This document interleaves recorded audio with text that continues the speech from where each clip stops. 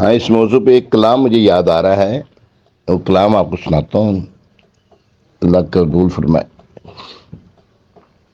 شاعر کہتے ہیں: خدائے پاک کو پیارے میرے سرکار کے گیسو، عروج حسن سے آگے میرے سرکار کے گیسو۔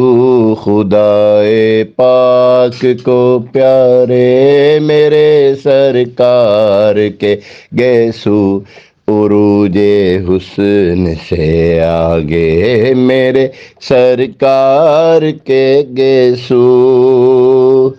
گماتی سلمہ پانی میں منہ مبارک کو، گھماتی سلمہ پانی میں منہ مبارک کو، مریضوں کو شفا دیتے میرے سرکار کے گیسو، مریضوں کو شفا دیتے میرے سرکار کے گیسو۔ نبی گیسو ترشواتے صحابہ ہاتھ پھیلاتے، نبی گیسو ترشواتے صحابہ ہاتھ پھیلاتے، زمین پہ گرنے کب دیتے میرے سرکار کے گیسو، زمین پہ گرنے کب دیتے میرے سرکار کے گیسو۔ خدائے پاک کو پیارے میرے سرکار کے گیسو۔ مینا میں زلف ترشوا کر دیا جب حکم آقا نے، جو آپ فرما رہے تھے نا، وہ مینا میں حضور علیہ السلام نے جب حلق مبارک فرمایا، مینا میں زلف ترشوا کر دیا جب حکم آقا نے، ابو طلحہ نے پھر بانٹے میرے سرکار کے گیسو، ابو طلحہ نے پھر بانٹے میرے سرکار کے گیسو۔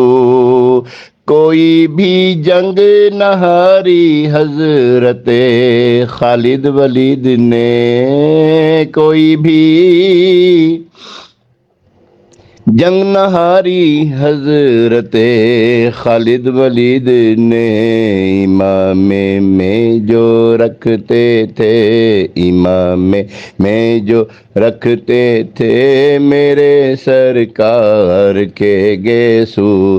خدائے پاک کو پیارے میرے سرکار کے گیسو، خدائے پاک کو پیارے میرے سرکار کے گیسو، عروج حسن سے آگے میرے سرکار کے گیسو۔